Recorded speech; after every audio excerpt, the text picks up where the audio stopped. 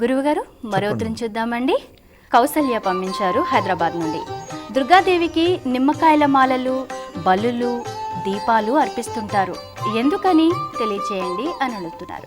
మనకి పూజా విధానంలో 3 రకాల పూజా విధానాలు ఉన్నాయి. సాత్విక పూజ, రాజస పూజ, తామస పూజ.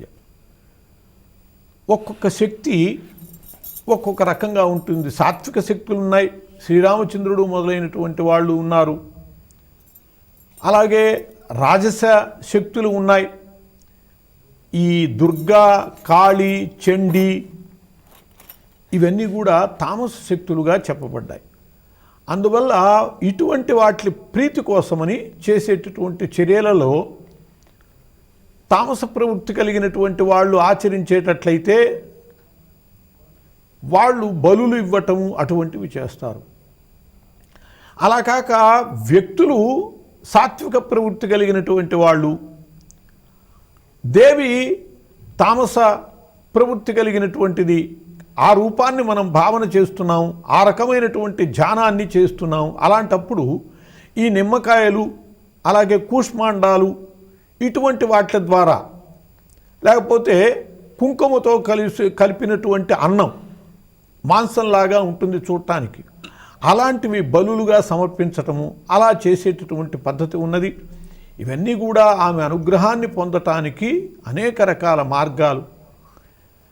ఆమెకి నవదుర్గలు అని చెప్పి 9 రకాల రూపాలు ఉన్నాయి. ఈ 9 రోజుల్లో కూడా ఒక్కొక్క రోజు ఒక్కొక్క దుర్గా ఆవాహన చేసుకుని ఆమెను పూజ చేస్తాం. ఒక్కొక్క దుర్గని ఆవాహన చేసుకునేటప్పుడు మొట్టమొదటి రోజు శైలపుత్రి అనేటటువంటి దుర్గ ఉన్నది. ఆ శైలపుత్రి జపమాల చేతిలో పట్టుకుని ఉంటుంది కాబట్టి ఆమె చాలా ప్రసన్నంగా ఉంటుంది. ఆమె దుర్గే, నవదుర్గలలో ఆమె ఒక దుర్గ. అలా చంద్రఘంట, బ్రహ్మచారి రెండవ దుర్గ ఉన్నది, ఆమె కూడా తపస్సు చేసేటటువంటిది. ఆ దుర్గ భయంకరంగా ఉండదు. అందువల్ల దుర్గలన్నీ, నవదుర్గలలో దుర్గలు అన్నీ కూడా భయంకరమైనటువంటివిగాను ఉండవు, వాట్ల ఆరాధన కూడా భయంకరంగాను ఉండదు. అందువల్ల ఏది తామస లక్షణాలతో తామస ప్రవృత్తి కలిగినటువంటి వాళ్ళు చేసే పూజలలో బలులు అటువంటి ఉంటాయి. సాత్విక మార్గంలో చేసేటటువంటి వాళ్ళకి సాత్వికమైనటువంటి పద్ధతుల్లోనే పూజ అవి చేసుకోవచ్చు. సాత్విక మూర్తులు కూడా నవదుర్గలలో ఉన్నాయి కాబట్టి వాటిని భావన చేసుకున్నప్పుడు సాత్విక పూజ జరుగుతుంది. భయంకరమైనటువంటి తామస రూపాలుగా, అవతారాలుగా చేసుకున్నప్పుడు ఆ రకమైనటువంటి బలులు అటువంటివి ఇచ్చేది కూడా లోకంలో ఉన్నది. ఎందుకంటే దేవీ సంబంధమైనటువంటి ఆరాధనలో దక్షిణాచారము, వామాచారం అని చెప్పి 2 రకాల ప్రవృత్తులు ఉన్నాయి. దక్షిణాచారము సాత్విక విధానంలో ఉంటుంది, వామాచారము తామస విధానంలో ఉంటుంది. అందువల్ల సాధారణంగా తీసుకునేటటువంటి దక్షిణాచారమే శ్రేష్టం అనేటటువంటి చెబుతారు.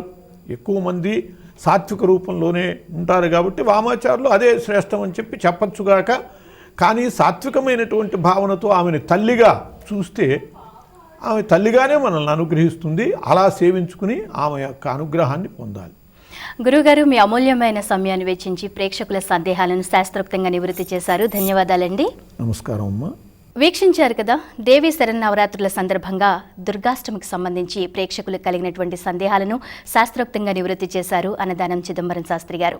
మరి శరన్నవరాత్రుల సందర్భంగా ప్రత్యేకంగా రూపొందుతున్న ధర్మ సందేహాలు కార్యక్రమం మిమ్మల్ని ఎంతగానో అలరిస్తున్నాయని ఆశిస్తూ రేపటి ధర్మ సందేహాలు కార్యక్రమంలో మళ్ళీ కలుద్దాం. అంతవరకు సెలవు.